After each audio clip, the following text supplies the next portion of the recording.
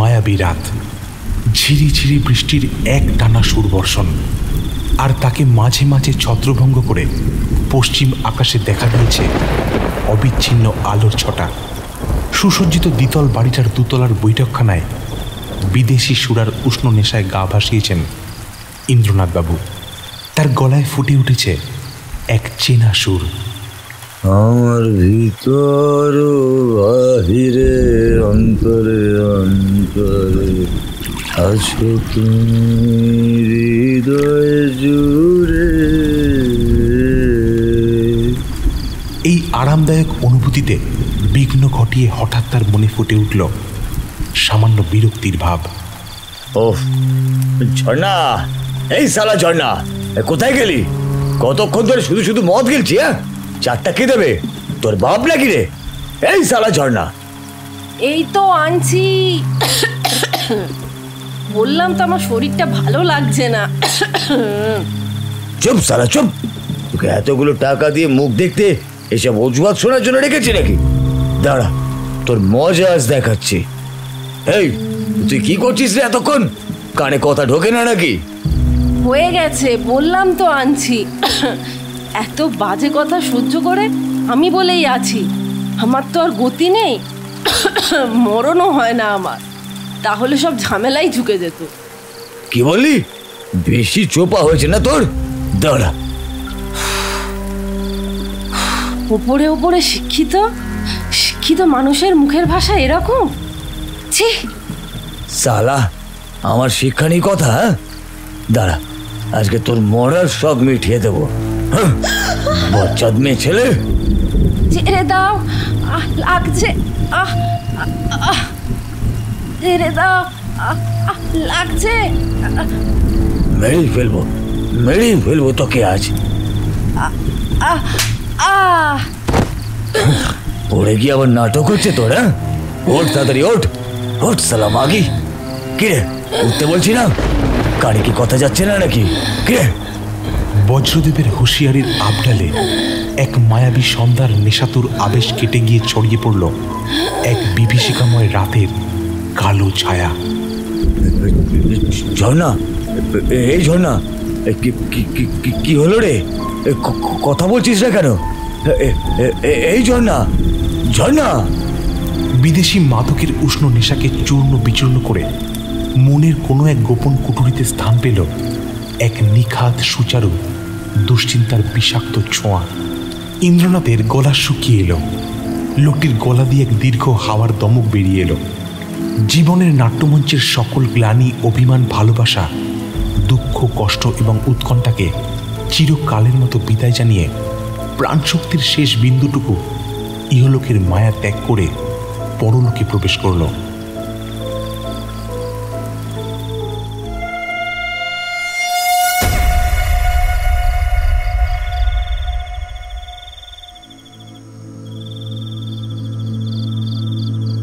রাতে ডিউটি করে ফিরে খেয়ে দিয়ে শুতে বেশ রাত হয়েছিল সাব ইন্সপেক্টর বিক্রম সান্যালের। একটা কেস ক্লোজ করে ফাইলপত্র আপডেট করতে করতে কখন যে রাত 10টা বেজে গেছিল বুঝতে পারেনি। ব্যারাকপুর থানা থেকে পলতা ফিরতে বেশি সময় লাগে না, আধ ঘন্টার মতো খুব বেশি হলে। তবে রাস্তায় জ্যাম থাকার কারণে 15 মিনিট বেশি লাগলো। বিছানায় শুয়ে গাটা এলিয়ে দিয়ে মোবাইলে রিলস দেখতে দেখতে কখন যে ঘুমিয়ে পড়েছিল বুঝতে পারেনি। হঠাৎ বুকের ওপর অনিচ্ছাকৃতভাবে রাখা ফোনটা ভাইব্রেট করলে ঘুমটা আবছা হয়ে এলো। ঝাপসা চোখে দেখল ভোর 4টে বাজে, আর ফোনে ট্রু কলারে নামটা ভেসে উঠল ডক্টর সুশান্ত হালদারের। সরি, মিস্টার সান্যাল বলছেন? আপনাকে এত ভোরে কল করে বিব্রত করার জন্য দুঃখিত। আমি ডক্টর সুশান্ত হালদার বলছি। হ্যাঁ বলুন, কিছু আর্জেন্ট ম্যাটার নাকি?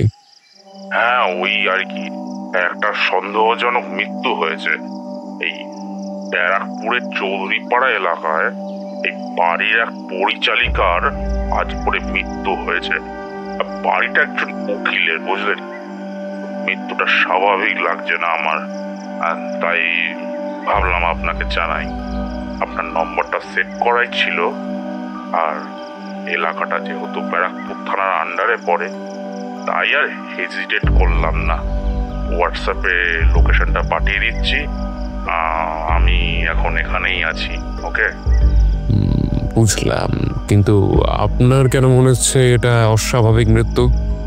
কপালে একটা ক্ষত আছে, আর গালে আঙুলের দাগ আছে। এছাড়া বাড়ির মালিক উকিল নিজে স্বীকার করছে যে রাগের মাথায় চর মারার পর ভিকটিম সেন্সলেস হয়ে যায়। তারপর থেকে তার জ্ঞান ফেরেনি, আর নাক থেকে কিছুটা ব্লিডিংও হয়, হয়তো ওই চর মারার আঘাতে। এই সব মিলিয়ে আমার মনে হলো this is not a natural day, but you are the expert. আমার মনে হলো তোমাকে জানানো উচিত ব্যাপারটা। আপনি লোকেশনটা পাঠান, আমি থানায় অন ডিউটি কনস্টেবলকে বলছি এক্ষুনি পৌঁছাতে, আর আমি কিছুক্ষণের মধ্যেই রেডি হয়ে আসছি। বাই দ্য ওয়ে, ডেথের টাইমিংটা কি? এই তো এই আধ ঘন্টা হবে। আমি কল পেয়ে এসে পৌঁছানোর পরেও পালস হালকা ছিল, কিন্তু পালসের ব্লাড প্রেশার 2-এ র্যাপিড ড্রপ করছিল। Unfortunately I had very little time in hand. যাই হোক, হাসপাতালে নিয়ে যাওয়ার সময়ও দেয়নি। ওকে, আমি আসছি, থ্যাঙ্কস। বাইক নিয়ে নির্ধারিত হোয়াটসঅ্যাপ লোকেশনে পৌঁছাতে মিনিট 20 লাগলো। বেশ সমৃদ্ধ এলাকা, সুদৃশ্য দোতলা বাড়ি, পাম গাছ সজ্জিত বারান্দা, দামি 4 চাকার গ্যারেজ পেরিয়ে গুগল ম্যাপ যে বাড়ির সামনে দাঁড় করালো সেটা একটা দোতলা বাড়ি। মজবুত হলেও পরিচর্যার অভাবে একটু জৌলুস হারিয়েছে। গেটের পাশে নাম ফলকে লেখা ইন্দ্রপ্রস্থ। বাড়ির সামনে জনা কয়েক লোক নিজেদের মধ্যে কথা বলছে। বাড়িটা পুরোটাই কর্ডন করা আছে বলে কেউই প্রবেশ করতে পারছে না। বিক্রমকে দেখে নিজেরাই সরে গিয়ে জায়গা খালি করে দিল। কনস্টেবল আশুতোষ মণ্ডল গেটের ওপারেই দাঁড়িয়েছিলেন। বিক্রমকে দেখে সেলুট করে হাসি মুখে এগিয়ে এসে বললেন, স্যার, আপনার ফোন পাওয়া মাত্র হাজির হয়েছি। তখনও ডাক্তার হালদার বেরোননি। বডিটা কোথায়? ওই তো দোতলার বেডরুমে স্যার। আগে বাড়িতে থাকার মধ্যে ছিল 2 জন, বাড়ির মালিক উকিল ইন্দ্রনাথ চৌধুরী আর তার পরিচারিকা ঝর্ণা। তাও ঝর্ণা সারাদিন থেকে কাজকর্ম রান্না বান্না করে রাতে বাড়ি চলে যেত, আর উকিলবাবু কাজ নিয়ে ব্যস্ত থাকত। তবে উকিলের বদ অভ্যাস ছিল মদ খাওয়া। নিজেই বলল, আমি এসে দেখি উকিল ঠায় মাথা নিচু করে বসে আছে ওই সোফার উপরে। সিঁড়ি দিয়ে দোতলায় উঠে প্রথমে পড়ে ডাইনিং কাম ড্রয়িং রুম। এক পাশে টিভি এবং সোফা, আর আরেক পাশে ডাইনিং টেবিল এবং কাচের দেওয়াল আলমারিতে রাখা কাপ ডিশের সেট। সোফার ওপরে হাতের ওপর মাথা গুজে বসে আছে স্যান্ডো গেঞ্জি আর লুঙ্গি পরা বছর 55 এক প্রৌঢ়। মাথার মাঝখানে টাক, উচ্চতা মোটামুটি 5 ফুট 2-3 ইঞ্চি মতো, শ্যামবর্ণ। বোঝা গেল ইনি উকিল ইন্দ্রনাথ। ডাইনিং কাম ড্রয়িং রুমের শেষ মাথায় শোবার ঘর, আর তার উল্টো দিকে কিচেন। শোবার ঘরে বছর 35-এর একজন মহিলার শরীর বিছানার ওপর শায়িত। প্রাণহীন প্রাণশক্তির শেষ বিন্দুটুকু বেরিয়ে গিয়ে নিথর শরীরটা জড়বস্তুর মতো পড়ে আছে। ফটোগ্রাফার সাহেব নন্দী মন দিয়ে ছবি তুলছে। বিক্রমকে দেখে একগাল হেসে বলল, আরে মিস্টার সান্যাল যে। আরে আশুতোষ বাবুর মুখে শুনলাম আপনি কেসটা দেখছেন।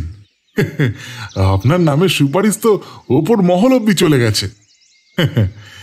বিগত 2 বছরে আপনার প্রায় 100% সাকসেস রেট। যাই হোক, আমার কাজ প্রায় শেষ। Now it's all yours. সম্মানসূচক হাসি হেসে বিক্রম মনোনিবেশ করল ডেড বডির ওপর। পরনে শাড়ি, তবে মাথায় সিঁদুর নেই, হাতে শাখা পলা। মহিলার বাম দিকের কপালে কিছুটা কেটে গিয়ে রক্ত জমাট বেঁধে আছে। নাকের নিম্নভাগ শুকিয়ে যাওয়া রক্তের দাগ, হাতে পড়ে থাকা কাচের চুড়ি ভেঙে গিয়ে কবজিতে আটকে গেছে। চোখ দুটো খোলা, চোখের কোলে কালি। আরও কাছে গিয়ে ভালো করে দেখলে ডান গালে 4 আঙ্গুলের দাগ লালচে রং বদলে এতক্ষণে কালচে ভাব ধারণ করেছে। চুল এলোমেলো আর খোলা, মুখটা একটু ফ্যাকাশে। ঘরের আশপাশে চোখ বুলিয়ে বিক্রম দেখল আসবাব বলতে তেমন কিছুই নেই। আছে ডাবল বেডের একটা খাট, একটা সাইড টেবিল, একটা স্টিলের আলমারি আর একটা ছোট বইয়ের র্যাক, যেটা ল সংক্রান্ত বইতে উপচে পড়ছে। বিক্রম বেরিয়ে এসে ইন্দ্রনাথবাবুর সামনে দাঁড়ালো। ভদ্রলোক তখনও মাথা নিচু করে বসে আছে। একটু ইচ্ছে করেই কাশল সে, তাতে ভদ্রলোক মাথা তুলে তাকালেন। একটু রাশ ভারী অথচ ক্লান্ত গলায় বললেন, আপনি মিস্টার সান্যাল নিশ্চয়ই? দেখুন, আমি কিছুই গোপন করব না। আমি ড্রিঙ্ক করি, আর বেশি খেলে মাথা ঠিক থাকে না। কালকে কিছুটা এমনই হয়েছিল। কোথায় কোথায় রাগ চেপে গিয়ে ওকে চড় মেরে বসি। বিশ্বাস করুন, তার পরিণতি যে এতটা ভয়ানক হবে সেটা আমি বুঝতে পারিনি। দেখুন, আমি আইনের লোক, সোজা বাঁকা দুটো রাস্তাই আমার জানা আছে, কিন্তু আমার অনুতাপ আমাকে কখনোই মিথ্যে কথা বলাবে না। তাই আমি নিজের মুখেই আমার দোষ স্বীকার করছি। দেখুন, আপনি সত্যি বা মিথ্যা বলছেন কিনা সেটা যাচাই করার দায়িত্ব আইনের। আর আপনি যদি দোষী হন, তাহলে আপনার সোজা বা বাঁকা যাই রাস্তায় যেন থাকুক না কেন, শাস্তি আপনাকে পেতেই হবে। এবার আমার কিছু প্রশ্নের উত্তর দিন। আপনার পরিচারিকা ঝর্ণা, তিনি কতদিন এই বাড়িতে কাজ করছেন? 7 বছর। আপনি বাড়িতে একা থাকেন, বিয়েও করেননি, তাই তো? হ্যাঁ, বিয়ে আমি করিনি, কিন্তু আপনি যেটা মিন করছেন সেটা, হ্যাঁ, মানে ওর সাথে আমার একটা সম্পর্ক ছিল। বলতে পারেন বিয়ে না হয়েও স্বামী স্ত্রীর সম্পর্ক। ওর সমস্ত আর্থিক দায়িত্ব আমিই বিয়ার করতাম, এমনকি ওর অসুস্থ ভাইয়ের চিকিৎসার দায়িত্ব আমি নিয়েছিলাম। ওনার পরিবারে কে কে আছে? শুধু ওর ভাই, আর তাকে দেখার জন্য সকালবেলার একটা আয়া থাকতো, কারণ ও সকালে আমার বাড়িতে কাজ করতে চলে আসতো, রাতে কাজ শেষ হয়ে গেলে চলে যেত ডিনার করে। উনি ভাইকে এখানে কেন আনেননি? তাহলে তো সমস্যা মিটে যেত। পাড়াতে এমনিতেই এই নিয়ে কথার শেষ নেই। ইভেন ক্লায়েন্টরা পর্যন্ত আমার আর ঝর্ণার ব্যাপারে জিজ্ঞাসাবাদ করতো, তাই ওই বাড়তি রিস্ক নেওয়ার সাহস পাইনি। লাস্ট কোয়েশ্চেন, ঝর্ণা দেবীও কি কখনো বিয়ে করেননি? করেছিল, তবে ডিভোর্স হয়ে গেছিল। ইন্দ্রনাথ বাবু, আপনাকে আপাতত থানায় যেতে হবে, কারণ আপনি এখনো অবধি আমাদের প্রাইম সাসপেক্ট। বিক্রম কনস্টেবল আশুতোষকে ডেকে ইন্দ্রনাথবাবুকে থানায় নিয়ে যাওয়ার জন্য আর ডেড বডি পোস্টমর্টমে পাঠানোর নির্দেশ দিয়ে বেরিয়ে এলো।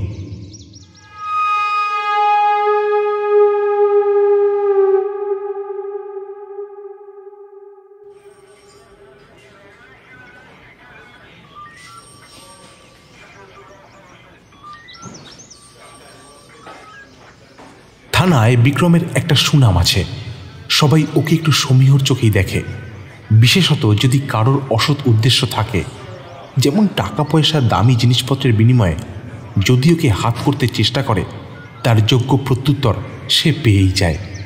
বিগত 2 দিন কাজের চাপ একটু কম ছিল, তাই নতুন শিফট হওয়া ফ্ল্যাটের গোছগাছ করতে ব্যস্ত ছিল বিক্রম। এদিকে উকিলের বয়ান অনুযায়ী কেস প্রায় ক্লোজ, শুধু পোস্টমর্টম রিপোর্ট হাতে আসা বাকি। কিন্তু সেদিন স্পট থেকে ফেরার পর থেকেই ওর মনে একটা অস্বস্তির ভাব কাজ করছিল। খালি মনে হচ্ছিল কোথাও একটা গরমিল হচ্ছে।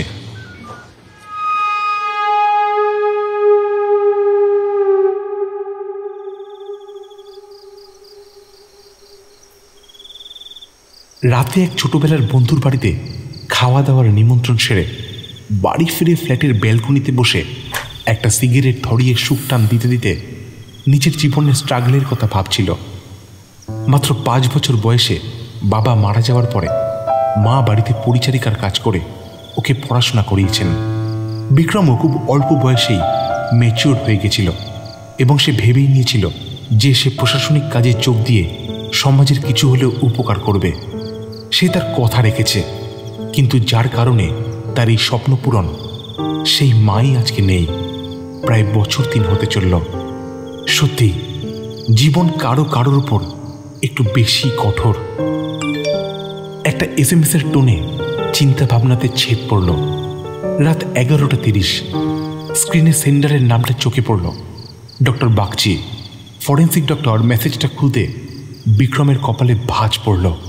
তৎক্ষণাৎ সে ডক্টর বাগচির নাম্বারে ডায়াল করতে ওপাশ থেকে শোনা গেল, মিস্টার সান্যাল, ভাবলাম আপনি হয়তো ঘুমিয়ে পড়েছেন, তাই আর কল করে ডিস্টার্ব করলাম না।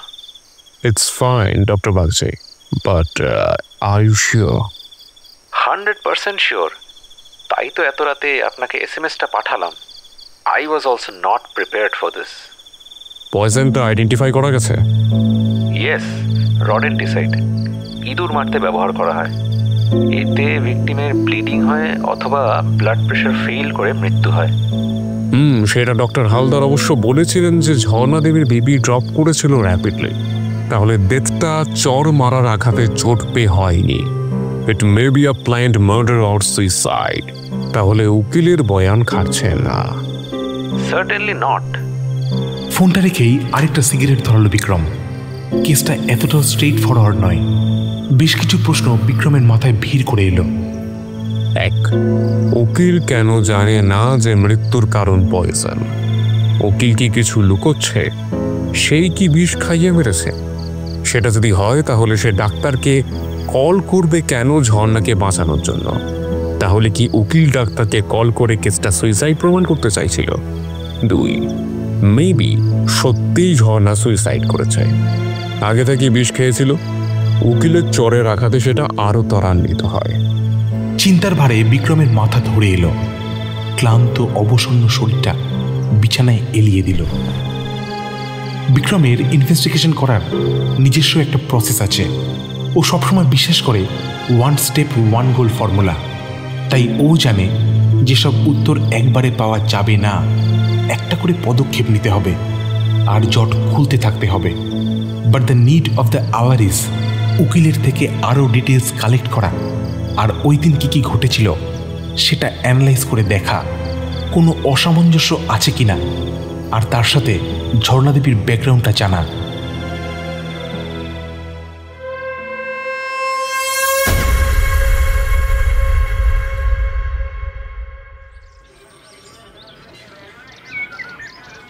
ইন্দ্রনাথকে ইন্টারোগেট করার কোর্ট পারমিশন পেতে দুপুর হয়ে গেল।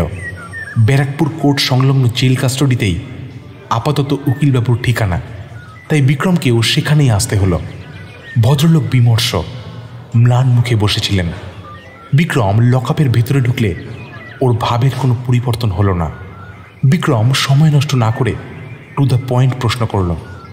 ঝর্ণা দেবীর মৃত্যু হয় বিষক্রিয়াতে, আপনি নিশ্চয়ই জানতেন। জেনে শুনে কথাটা লুকোলেন কেন? ইন্দ্রনাথের মুখটা চকিতে ম্লান থেকে বিস্ময়ে বিহ্বল হয়ে গেল, কিন্তু পর মুহূর্তে নিজেকে সামলে বলল, মানে কি বলছেন আপনি? অহেতুক প্রশ্ন করে আমাকে বিব্রত করবেন না। যা বলার তা বলা হয়ে গেছে।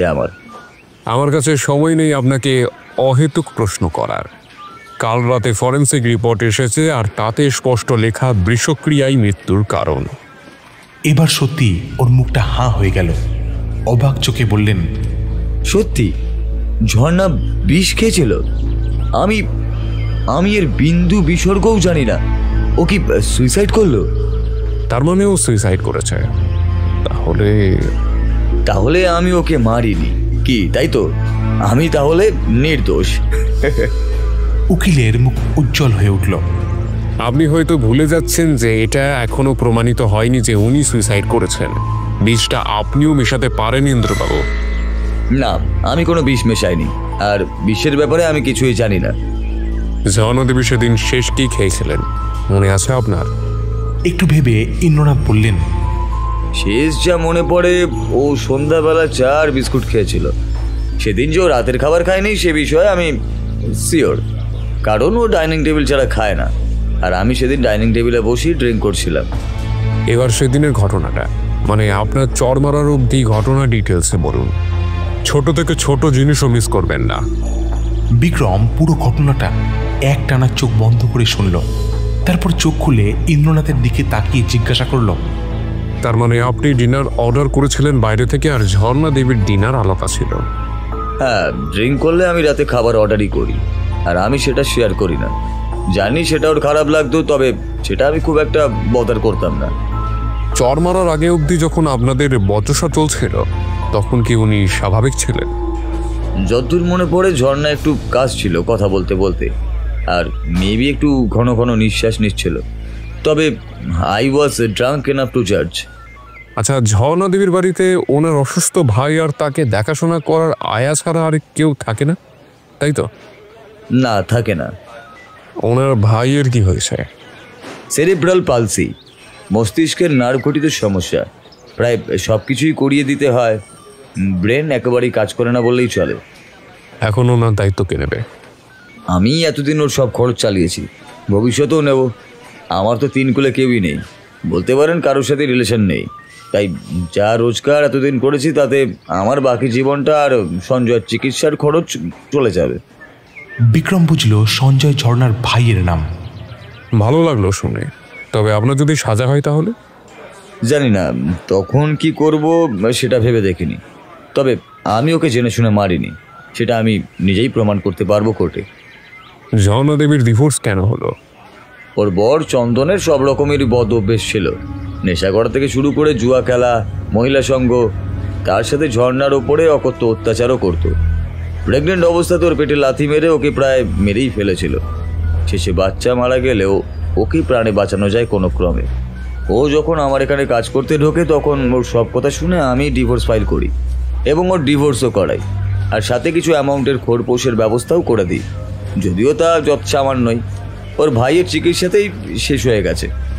কিছুক্ষণ চুপ থেকে উকিল বলে চলল, যাকে অত্যাচারের হাত থেকে বাঁচিয়ে একটা নতুন জীবন দিলাম তাকেই অনিচ্ছাকৃতভাবে আমি শেষ করে দিলাম। জানি না ও সত্যি সুইসাইড করলো নাকি আমি। ইন্দ্রনাথ বাবুর চোখ ছলছল করে উঠল। বিক্রম এবার মুখ খুলল। এখনো অবধি যা শুনলাম তাতে আমার অনুমান যে ঝর্ণা দেবী আপনার সাথে খুশি ছিলেন না, টাকার খাতিরে ওনাকে বাধ্য হয়ে থাকতে হতো। বললাম কি? ইন্দ্রনাথ কোনো উত্তর দিল না। কিছুক্ষণ দুজনের বাক্য বিনিময় স্থগিত থাকল। বিক্রমই নিস্তব্ধতা ভঙ্গ করল। ওকে মিস্টার চৌধুরী, আমার আপাতত আর কিছু জানার নেই, শুধু ঝর্ণা দেবীর শ্বশুর বাড়ির ঠিকানাটা আমার প্রয়োজন। আশা করি আপনি জানেন, আর পোস্টমর্টম রিপোর্ট অনুযায়ী আশা করি আপনি বেল পেয়ে যাবেন। নতুন করে বলার কিছু নাই যে বিনা নোটিশে যতদিন না কেসের কিনারা হচ্ছে নিজের বাড়ি ছেড়ে কোথাও যাবেন না।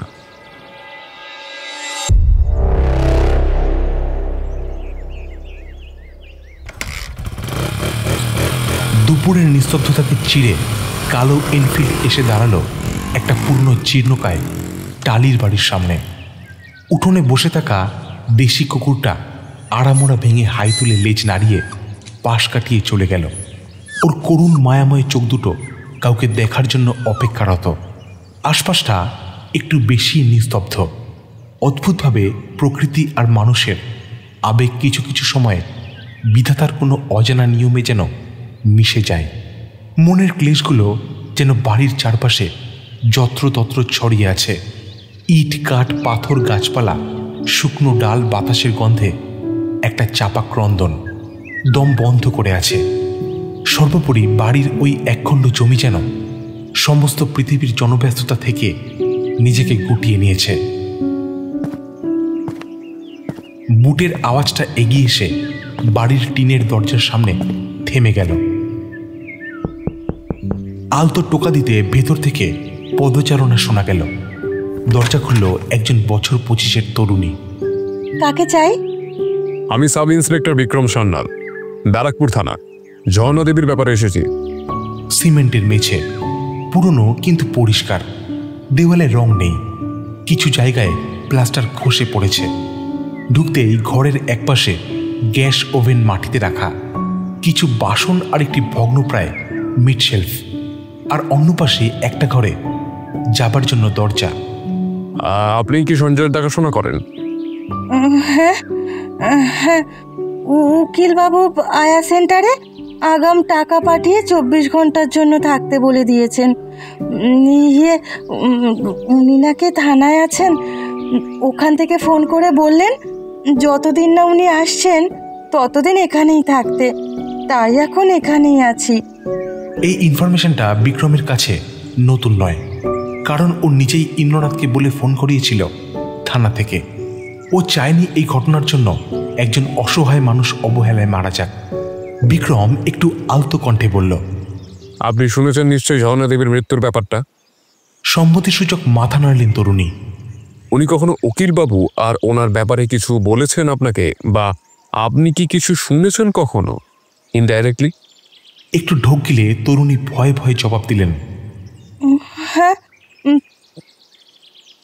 না না, আমার সাথে দিদির বেশিক্ষণ কথা হতো না, কারণ আমি আসা মাত্রই দিদি বেরিয়ে যেত। তবে 2-1বার ফোনে ঝামেলা হতে শুনেছি। উকিলবাবুর সাথে? হ্যাঁ, বলছিল যে ও বাড়ি আর যাবে না, এই মানসিক কষ্ট আর সহ্য হচ্ছে না। কিন্তু এমন কোনো দিনও হয়নি যে দিদি ও বাড়ি যায়নি। একবার তো দিদির খুব জ্বর হয়েছিল, উকিলবাবু এই বাড়ি এসে গাড়ি করে দিদিকে নিয়ে গিয়েছিল। কিছুদিন উকিলবাবুর কাছেই ছিল, তখন আমি 24 ঘন্টা ডিউটি করতাম। তুমি কতদিন আছো এই বাড়িতে? বছর 5 হবে। যবে থেকে দিদি এই বাড়িতে থাকে তবে থেকেই আমি আছি। আচ্ছা, তার আগে শ্বশুর বাড়িতে থাকতো তোমার দিদি? হ্যাঁ। দিদির কোনো ডিভোর্স হয়েছিল জানো? ওই মানুষের সাথে কেউ ঘর করতে পারে না, একদম বাজে লোক। যখন ডিভোর্স কেস চলছিল তখনও আলাদা থাকার সময় এই বাড়িতে এসে মদ খেয়ে মানে যাচ্ছে তাই কাণ্ড করেছে। পরে তো পাড়ার লোক ওকে মেরে ভাগিয়ে দিয়েছিল। ডিভোর্সের পরে কি আর যোগাযোগ ছিল?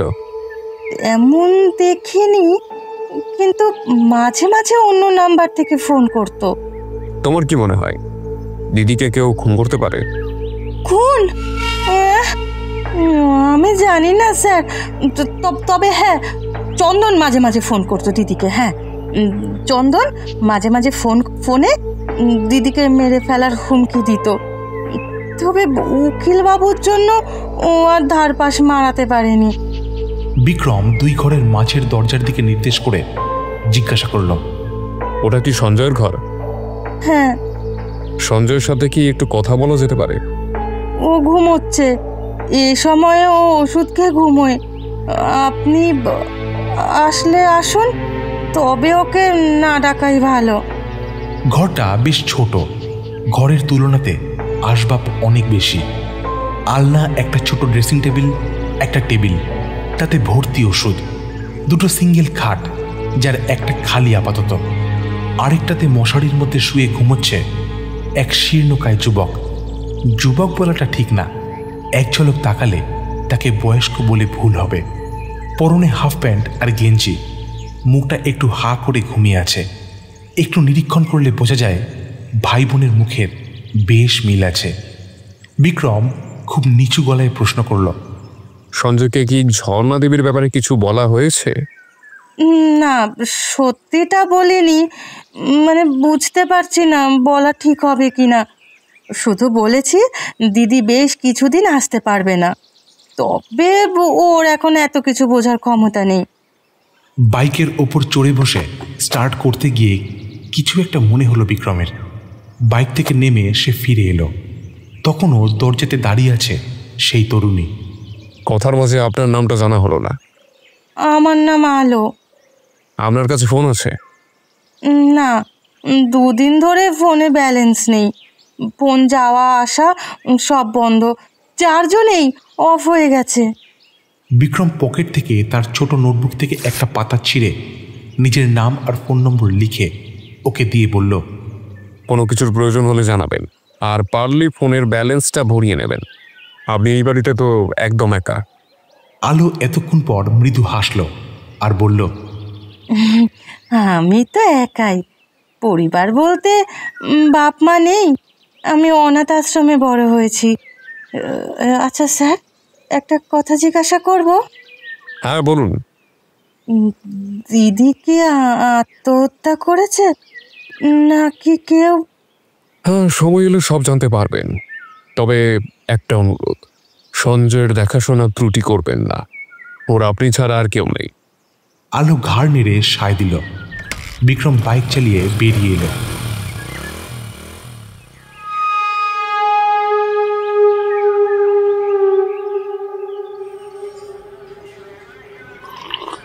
চা খেতে খেতে কনস্টেবল আশুতোষ বলল, স্যার, আপনি কেসটা নিয়ে কিন্তু একটু বেশিই ভাবছেন। কেসটা পুরো জলের মতো সোজা। সিগারেটে শেষ টান দিয়ে ফিল্টারটা ফেলে দিয়ে বিক্রম জিজ্ঞাসা করল, কিভাবে? আগে স্যার, ওই ছোট মুখে বড় কথা। আমার মনে হয় ওই উকিলগুলোই বিষ খাইয়েছে, তারপর নিজের উপর থেকে সন্দেহ সরানোর জন্য ডাক্তার ডেকেছে। বোঝেন না, ও হলো উকিল, ওর জানা নেই এমন কোনো ফন্দি নেই। সুইসাইডের ব্যাপারটা কি উড়িয়ে দিয়েছেন? না মানে আমার মন বলছে ওই উকিলই খুনি। আপনার কথা মতো আশেপাশের বাড়িগুলোতে অবশ্য খোঁজ নিয়েছি, কারোর রিপোর্ট অবশ্য ভালো নয়। পাড়াতে কারোর সাথে তো সখ্যতা নেই, উল্টে পুজোর চাঁদা, কালচারাল প্রোগ্রামের চাঁদা কিছুই দেয় না। মদ খেয়ে বাড়িতে ঝামেলা করতো, যাকে বলে হাইলি সাসপিসিয়াস। তার উপরে ঝর্ণার ব্যাপারে তো পাড়ায় কথার শেষ নেই। হ্যাঁ, আচ্ছা, এরপরেও লোকটাকে কি ভরসা করা যায়? আপনার আর যাই হোক, পুলিশের চাকরি নেওয়া উচিত হয়নি। কোর্ট এইসব শুনে উকিলকে দোষী সাব্যস্ত করে দেবে, তাই তো? আন্দাজে ঢিল মারা অনেক হলো, এবার চলুন কাজের কাজটা করতে। যান, ড্রাইভারকে বলুন গাড়িটা স্টার্ট করতে। গাড়িটা রোড ছেড়ে ডান দিকে সরু রাস্তা ধরল। জায়গাটা নীলগঞ্জ এরিয়া, নাম কোকাপুর। খানিকটা ভেতরের রাস্তা দিয়ে গিয়ে পড়ে কোকাপুর মসজিদ। সেখানে গাড়ি দাঁড় করিয়ে আশুতোষ এক চায়ের দোকানে জিজ্ঞাসা করল, এখানে চন্দন শিকদারের বাড়িটা কোন দিকে ভাই, বলতে পারো? চন্দন? ও আচ্ছা, মিস্ত্রি চন্দন।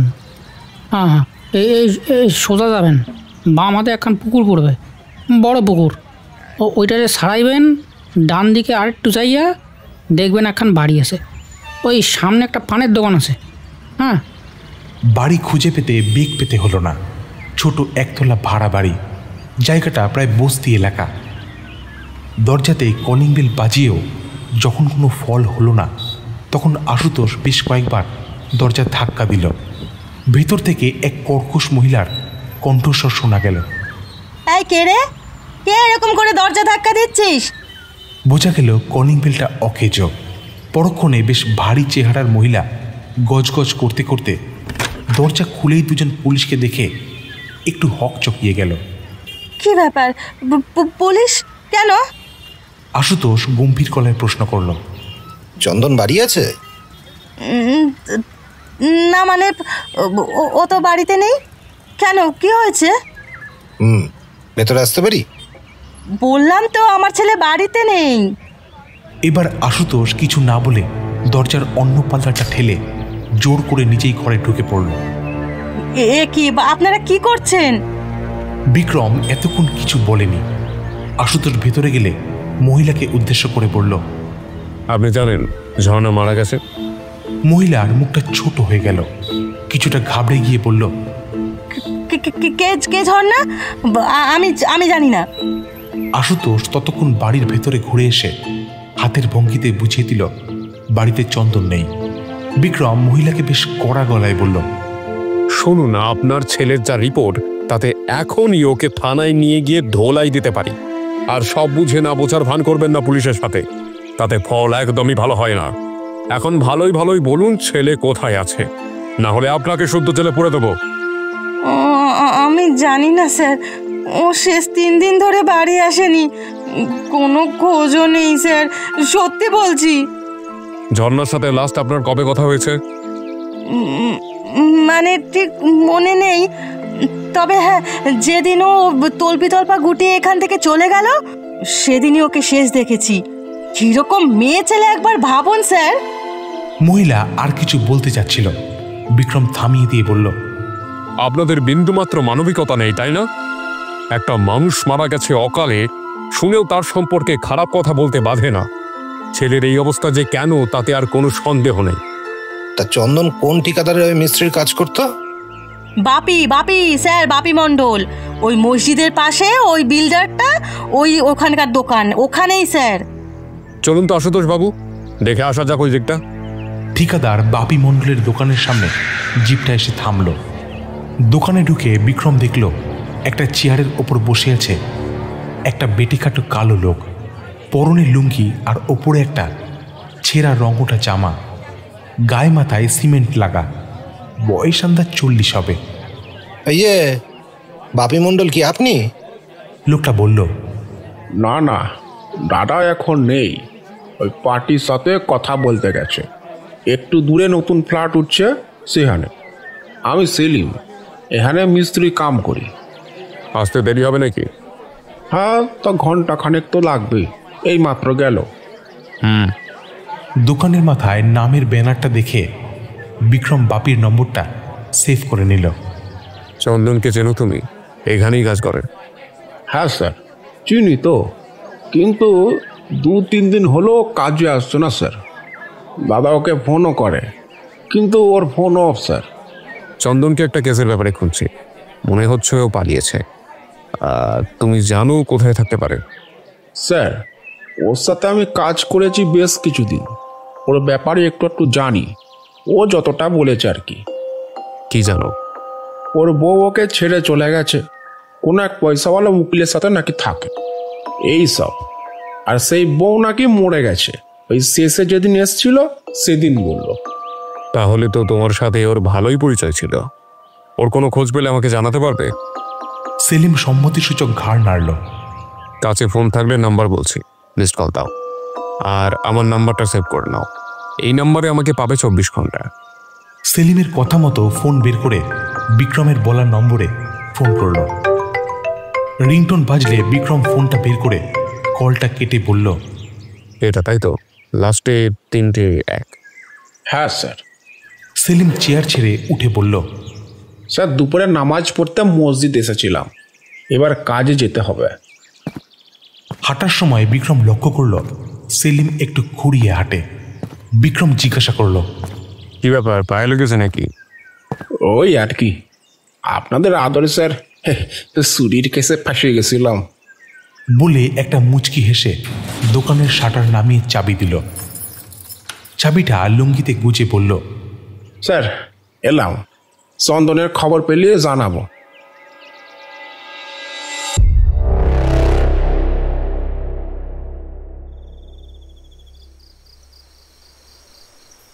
রাতের ডিনারটা একটু হেভি হয়ে গেছিল।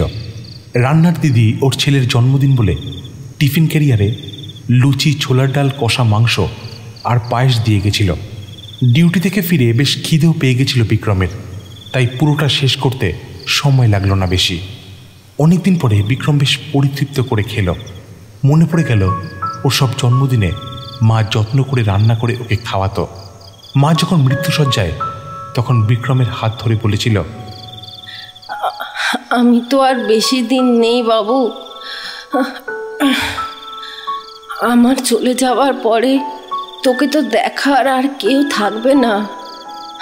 তোর তোর বিয়েটা দিয়ে যাবার ইচ্ছা ছিল রে, অন্তত নিশ্চিন্তে মরতে পারতাম। আমাকে তুই কথা দে, আমার যাবার পর তুই তাড়াতাড়ি তোর জন্য একটা বউ আনবি। ওপর থেকে দেখে একটু শান্তি পাবো যে তোর জন্য কেউ তো থাকলো তোকে দেখার। চোখের কোণটা চিকচিক করে উঠল বিক্রমের। সেই ঘটনার প্রায় 3 বছর কেটে গেছে। কাজের ফাঁকে তার নিজের দিকে তাকানোর সময় হয়নি। কখনো রাতে ডিউটি করে ফিরে মনে হয় মাথায় একটু হাত বুলিয়ে দেওয়ার মানুষ থাকলে সারাদিনের ক্লান্তি এক নিমেষে উধাও হয়ে যেত। সামনে থেকে একটা আপাদমস্তক প্র্যাকটিক্যাল মানুষের পেছনে যে একটা নিখাদ ইমোশনাল মানুষ আছে, সেটা বোধহয় মা ছাড়া আর পৃথিবীর কেউ আজ অব্দি জানে না। এখনো পর্যন্ত বিক্রম কেসের কোনো সঠিক সূত্র পায়নি। থানায় নিজের চেয়ারে বসে ও এক মনে ওর কাছে যা ইনফরমেশন ছিল সেগুলো সাজিয়ে নিচ্ছিল। হঠাৎ চেয়ার থেকে সে উঠে থানা থেকে বেরিয়ে নিজের বাইক স্টার্ট করলো। এসে থামল ইন্দ্রনাথ বাবুর বাড়িতে। কলিং বেল বাজাতে ইন্দ্রনাথ নিজেই এসে দরজা খুললেন। ইন্দ্রনাথ বেল পেয়েছে, সে নিজের বাড়িতে আছে আপাতত, তবে বিনা নোটিশে কোথাও যাওয়া বারণ। বলুন, আপনাকে কিভাবে হেল্প করতে পারি? বিক্রম ভেতরে প্রবেশ করে আশপাশটায় চোখ বুলিয়ে প্রশ্ন করল, মিস্টার চৌধুরী, ঝর্ণা দেবীর মৃত্যুর দিন আপনি আর ঝর্ণা দেবী ছাড়া আর কেউ বাড়িতে এসেছিল? ইন্দ্রনাথ একটু ভাবলেন। না, কেউই আসেনি। সেদিন দুপুরে এক ক্লায়েন্টের আসার কথা ছিল, কিন্তু ফোন করে অ্যাপয়েন্টমেন্ট ক্যান্সেল করে দিয়েছিল। ঝর্ণা দেবী সারাদিন কোথাও বেরিয়েছিলেন? না, কোথাও না। চলুন একবার দোতলাতে যাওয়া যাক, বিক্রম দোতলাতে উঠে প্রথমে ঢুকলো রান্নাঘরে। গ্যাস ওভেন, মডিউলার কিচেনের সবকটা তাক, বেসিন, ডাস্টবিন সব জায়গায় চেক করলো। এরপর ঢুকলো বেডরুমে আর বাথরুমে। সেখানেও সব জিনিসপত্র, তাক, খাটের তলা সব কিছুই চেক করলো। শেষে কিছুটা বিষণ্ণ হয়েই হাত ছেড়ে উঠে পড়ল। মিস্টার সান্যাল, আপনি যা খুঁজছেন সেটা নেই। বাড়ি এসে আমিও খোঁজার চেষ্টা করেছি, কিন্তু পাইনি। তার মুখে ধূর্ততার ভাবটা নিছক রসিকতা, নাকি মনের ভিতরে লুকিয়ে থাকা কোনো অজানা রহস্যের বহিঃপ্রকাশ, সেটা বিক্রম বুঝল না। তবে বিক্রম জানে সে কি খুঁজতে চাইছে, সেটুকু ইন্দ্রনাথ বোঝার ক্ষমতা রাখে। তাই বিস্মিত না হয়ে হাসি বিনিময় করল। বিশেষ শিশুটা পেলে হয়তো আপনার একটু সুবিধাই হতো মিস্টার রায়। যদি সেখান থেকে ফিঙ্গারপ্রিন্ট পাওয়া যেত, আর যদি আমার সাথে ম্যাচ করে যেত, কি তাই তো? জানি মিস্টার চৌধুরী, আপনি এত কাঁচা কাজ করবেন না, তাও একটা চেষ্টা করে দেখলাম। একটা প্রবাদ আছে না, যেখানে দেখিবে ছাই উড়াইয়া দেখো তাই, পাইলেও পাইতে পারো অমূল্য রতন। বেডরুমের সংলগ্ন একটা লম্বা বারান্দা আছে, যেটা প্রথম দিন বিক্রম এড়িয়ে গেছিল। ইন্দ্রবাবুর বেডরুমের জানলা বন্ধ, কারণ ঘরে এসি চলছে। বিক্রম বারান্দার দরজা খুলতে একটা পচা গন্ধ নাকে এলো। এদিকে কোনো বাড়ি নেই, একটা পরিত্যক্ত প্লট, আগাছাতে ভর্তি। গন্ধটা পচে যাওয়া কোনো প্রাণীর, গাটা অল্প গুলিয়ে এলো। সেটা সামলে বিক্রম বলল, মিস্টার চৌধুরী, বারান্দাটা কি ব্যবহার করা হয় না? এত ধুলো হয়ে আছে যে? না, বেডরুমে থাকলে সব সময় প্রায় এসিই চলে, শীতকাল ছাড়া। তাই ওদিকটা অ্যাক্সেস করা হয় না খুব একটা, ওই দরজাটা বন্ধই থাকে। বিক্রম একটু ভাবলো, তারপর বলল, বাড়ির এই পাশটা একবার যাওয়া যাবে? হ্যাঁ, তা যাবে, তবে বাড়ির পিছন দিক দিয়ে সেপটিক ট্যাঙ্ক পেরিয়ে যেতে হবে। জায়গাটা নোংরা আর আগাছাতে ভর্তি। আগাছা ঝুল পেরিয়ে ওরা এলো বারান্দার ঠিক নিচটাতে। এখানে দুর্গন্ধটা তীব্র। নাকে রুমাল দিয়ে এপাশ ওপাশ দেখতে দেখতে বিক্রমের চোখে পড়ল একটা পার্টিকুলার জায়গা। বেশ কিছুদিনের পুরনো অবশিষ্ট খাদ্য অংশ একটা প্লাস্টিকের মধ্যে পচা গলা অবস্থায় পড়ে আছে। মাছি উঠছে ভন ভন করে। দেখে বুঝতে পারা যাচ্ছে বিড়াল কুকুররাও খায়নি। বিক্রমের ভুরু কুঁচকে এলো। মিস্টার চৌধুরী, আপনার বাড়ির এদিকটায় কোনো বাড়ি নেই, তাহলে এখানে প্লাস্টিক মোড়া খাবার কিভাবে এলো? যদি বিড়াল কুকুরও অন্য কোথাও থেকে নিয়ে আসে, তাহলে এভাবে পড়ে থাকতো না, ওরাই খেয়ে নিত। ইন্দ্রনাথ একটু মাথা চুলকে ভুরু কুঁচকে বললেন, হ্যাঁ, সেটা ঠিকই। কি করে এলো বলুন তো? পর মুহূর্তেই কিছু একটা মনে পড়ে যায় ইন্দ্রনাথের। ওহো, মনে পড়েছে মিস্টার সান্যাল, এ তো আমিই ফেলেছিলাম সেদিন। চড় মারার সাথে সাথে ঝর্ণার হাত থেকে আমার খাবারটা পড়ে যায় মাটিতে। ঝর্ণাকে সংজ্ঞাহীন অবস্থায় তুলে কোনো রকমে বিছানাতে রেখে আমি ডাক্তার হালদারকে ফোন করে ডাকি। তখন ঘরে খাবার ছড়িয়ে একাকার অবস্থা। আমি মেঝে থেকে তুলে প্লাস্টিকে করে বারান্দা দিয়ে ছুঁড়ে ফেলে দিই, কারণ সেদিন ময়লার গাড়ি না আসে ডাস্টবিন পুরো ফুলই ছিল। আসলে সেদিন এতটাই ড্রাঙ্ক আর নার্ভাস ছিলাম যে এই ঘটনাটা মাথা থেকেই বেরিয়ে গেছিল। তাহলে এটা আপনারই অর্ডার করা খাবার ছিল? হ্যাঁ, সেদিন ওই ড্রাই চিলি চিকেন অর্ডার করেছিলাম, মনে আছে। এবার বিক্রমের দৃষ্টি গেল অবশিষ্ট খাবারের থেকে হাত দুয়েক দূরে একটা মরে পড়ে থাকা ইঁদুরের মৃতদেহের উপর। ওখান থেকেই দুর্গন্ধটা আসছে। বিক্রম তৎক্ষণাৎ নিজের ফোনটা বের করে ফোন করলো আশুতোষকে। হ্যালো আশুতোষবাবু, এখনই একবার ইন্দ্রনাথ চৌধুরীর বাড়ি আসুন, কিছু স্যাম্পল কালেক্ট করে ফরেন্সিকে পাঠাতে হবে। এক্ষুনি আসছি স্যার, আপনি আছেন তো? হ্যাঁ আছি।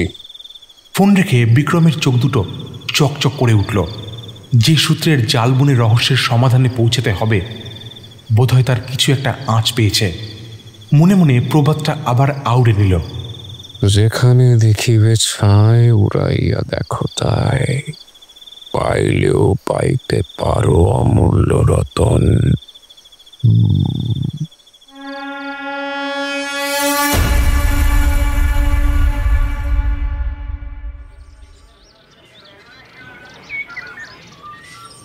স্যার, এই কি ব্যাপার বলুন তো? আপনাকে বেশ খুশি খুশি লাগছে। তা বিয়ের কথাবার্তা এগুলো নাকি? বিক্রম নিজের চেয়ারে হেলান দিয়ে বসে আরাম করে চা খাচ্ছিল। কনস্টেবল আশুতোষের কথা শুনে একটু বিরক্ত হয়েই পড়ল। আরে আশুতোষ বাবু, আপনিও পারেন। সত্যি বিয়ে না করে মানুষকে খুশি থাকতে পারে না। আপনার সব কথা বিয়ে থেকে শুরু আর বিয়েতেই শেষ হয়। এত যখন আমাকে বিয়ে দেওয়ার জন্য ব্যস্ত, আপনি কাল থানায় এসে বৌদির এত নিন্দা করছিলেন কেন? হ্যাঁ, কোথায় আগে থেকে সতর্ক করে দেবেন তা নয়, আমাকেও চোরাবালিতে টানছেন। হ্যাঁ, তা মন্দ বলেননি স্যার, দিল্লি কা লাড্ডু, বুঝলেন? আচ্ছা, তাহলে কি ব্যাপার, কেসটা সলভ করে ফেললেন নাকি? না, তবে অন্ধকার সুড়ঙ্গের শেষে সূর্যের এক পালি আলো দেখতে পাচ্ছি। শুধু দু একটা প্রমাণ আর দুয়ে দুয়ে চার করা বাকি। ও স্যার, আপনি একটু খুলে বলবেন। আমি তো ওই সেকেন্ড ডিভিশন পাস, একটু না বুঝতে সময় লাগে। সকালে ডক্টর বাগজি ফোন করে কনফার্ম করেছেন যে বাড়ির পাশ থেকে উদ্ধার করা খাবারের স্যাম্পলে সেম পয়জন ছিল যেটা ঝর্ণা দেবীর পেটে পাওয়া গেছে।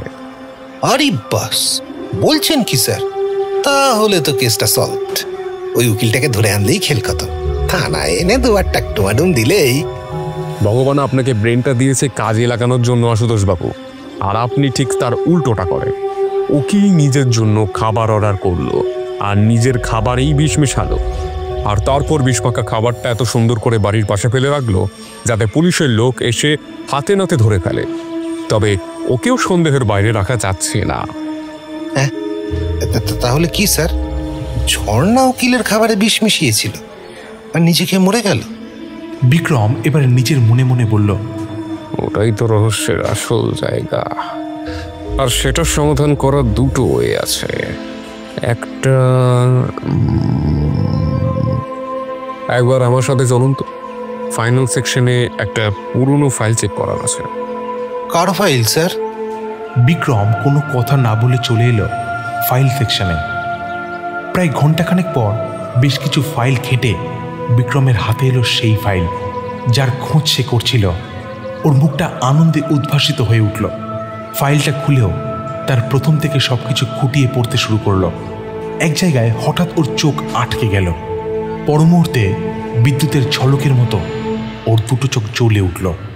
এরকমই কিছুই তো সে এক্সপেক্ট করছিল। ফাইলটা নিয়ে চলে এলো নিজের টেবিলে। বেশ কিছুক্ষণ চোখ বন্ধ করে নিজের সাথে নিজেই কথা বলে চলল। প্রথম থেকে শেষ অবধি আবার নতুন করে সাজিয়ে নিল। নিজের ফোনটা বের করে সেভ করা নম্বরে সার্চ করে হতাশ হয়ে মুখ থেকে একটা বিরক্তিসূচক শব্দ বেরিয়ে এলো। উফ! তারপর কল লিস্টে চলে গেল। সেখানে ডেট অনুযায়ী নাম্বার চেক করতে করতে কিছু একটা মনে পড়তে মনে মনে বলল, 111 কোথায় গেল, কোথায় গেল? এই যে 111। সাথে সাথে নাম্বার সার্চ করে রেজাল্টে আসা নম্বরে কল করলো। হ্যালো, সেলিম বলছো? ওপার থেকে শোনা গেল সেলিমের গলা। হ্যাঁ স্যার, বলুন। বিক্রম সঠিক নম্বরে ফোন করেছে। সেলিম মিসড কল দেওয়ার পর ওর নম্বরটা সেভ করতে বেমালুম ভুলে গেছিল সে। কোনো খবর আছে ওদিকে? না স্যার, চন্দনের কোনো খবর পাইনি স্যার। সেদিন থেকে ফোন বন্ধ স্যার। ওর বাড়িতেও কেউ জানে না। ওর অন্য কোনো নাম্বার জানা আছে? না স্যার, একটাই। ওকে, তোমাকে আবার পরে কল করবো যদি লাগে। আর কোনো খবর পেলে এই নাম্বারে জানিয়ে দেবে কিন্তু। হ্যাঁ স্যার, নিশ্চয়ই। ফোন রেখে বিক্রম আশুতোষবাবুকে ডাকলো। হ্যাঁ, বলুন স্যার। খুনের দিন ঝর্ণার উকিলের পুরো কল হিস্ট্রিটা চাই। চট করে সিডিআর এসডিআর রিপোর্টগুলো বের করে ফেলুন। Okay sir. আধ ঘন্টা পর আশুতোষবাবু দুটো প্রিন্টেড পেপার নিয়ে এসে বিক্রমকে দিল। একটা ঝর্ণার আর অন্যটা উকিলের কল লিস্ট। বিক্রম আপাদমস্তক চেক করতে লাগলো। বেশ কিছুক্ষণ পর ওর দৃষ্টি এক জায়গায় থামল। একটা পেন দিয়ে নাম্বারটা মার্ক করে আশুতোষবাবুর উদ্দেশ্যে হেসে বলল, গুড জব আশুতোষ বাবু, ভেরি গুড জব। আশুতোষবাবু তার কন্ট্রিবিউশনের গুরুত্ব না বুঝেই একগাল হেসে বললেন, থ্যাংক ইউ স্যার। তারপর বিক্রম ফোন করলো তার অতি পরিচিত একজন সিনিয়র অফিসারকে। মানুষটা তার দাদা স্থানীয়। কিতাবি ইনভেস্টিগেশন পদ্ধতির বাইরেও একটা বিশাল বড় জগৎ আছে। কাজের সূত্রে এইরকম অনেক খুঁটিনাটি পর্যবেক্ষণ কৌশল থেকে অপরাধীর মনের ভেতরটাকে পড়ে ফেলার ক্ষমতা। চাকরির প্রথম দিকে সেই মানুষটা অনেকবার তাকে গাইড করেছে বলেই অনেক শক্ত কেস বিক্রম উতরে যেতে পেরেছিল।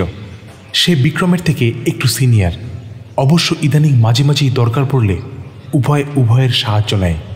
ফোনটা কয়েকবার রিং হতেই ওপাশ থেকে বহু পরিচিত গলাটা শোনা গেল।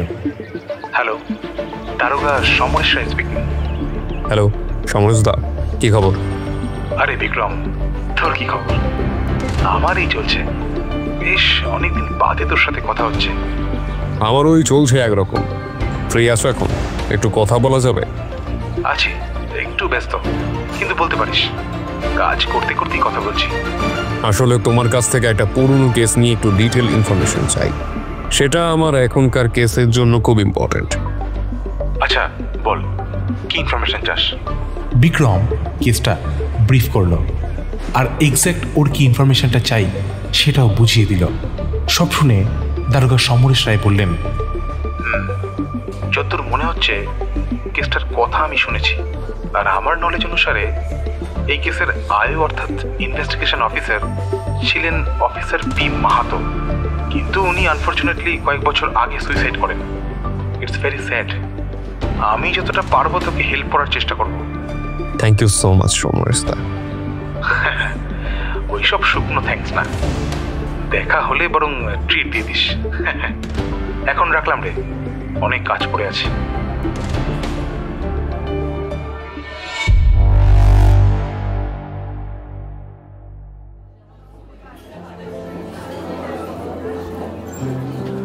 ব্যারাকপুর রোডের ধারে বারটিতে লোকের সমাগম সবে শুরু হয়েছে।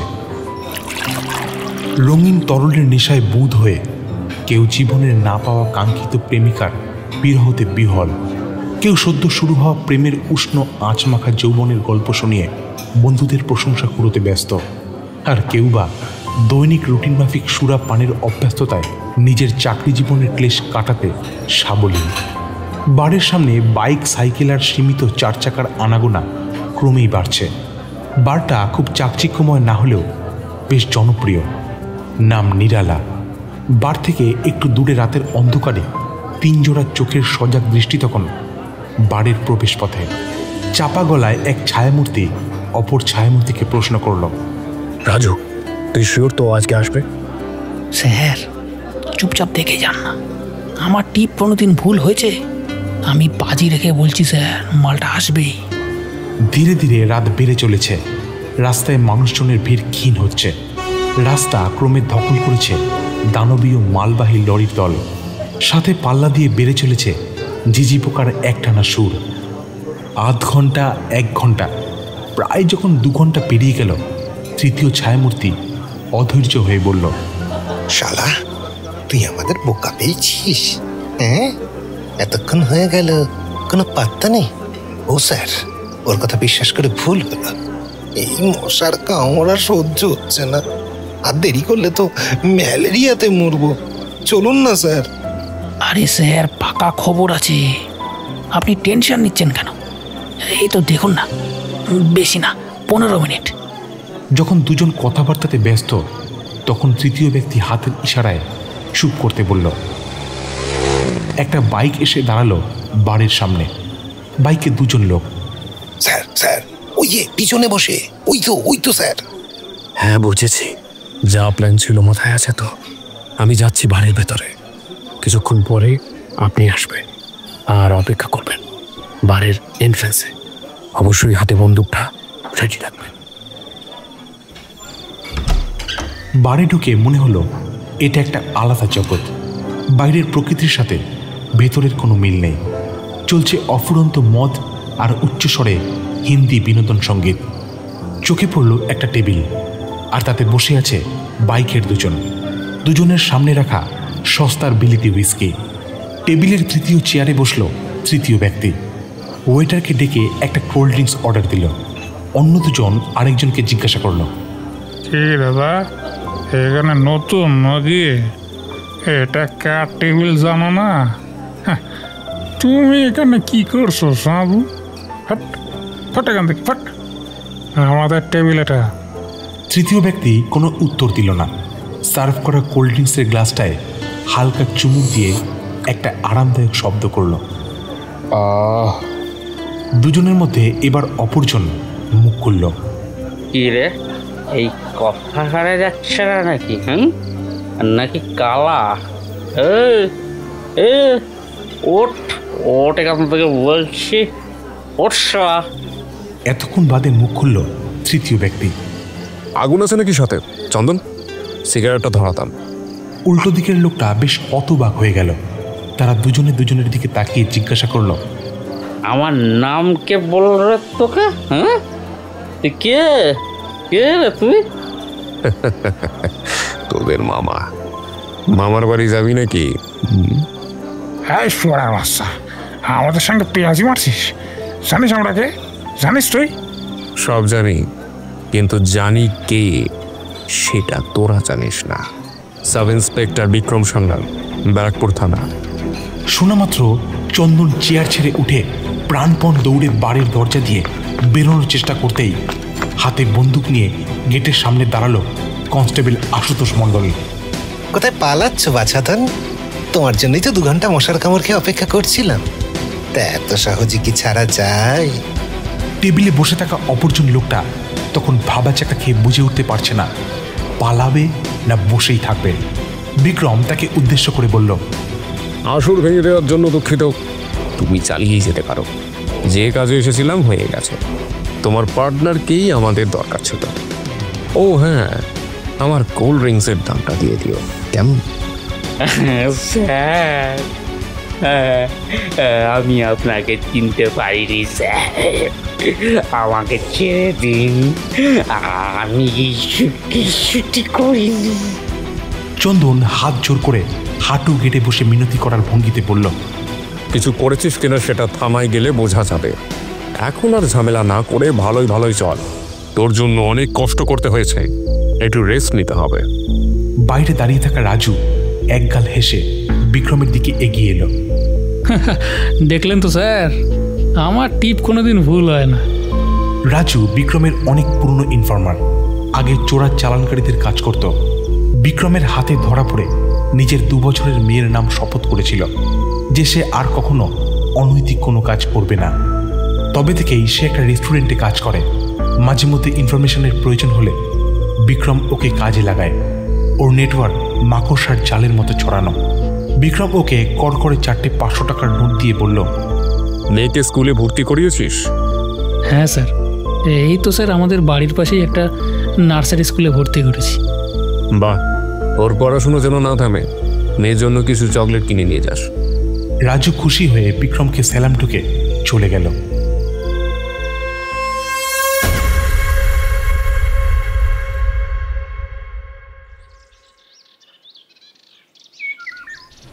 সকালে ঘুম থেকে উঠতেই বিক্রমের মোবাইল ফোনটা বেজে উঠল। মোবাইলের স্ক্রিনে দেখতে পেল আননোন নাম্বার। ফোনটা ওঠাতে ওপাশ থেকে ভেসে এলো এক অল্প বয়সী মহিলার কণ্ঠস্বর, আলোর গলা।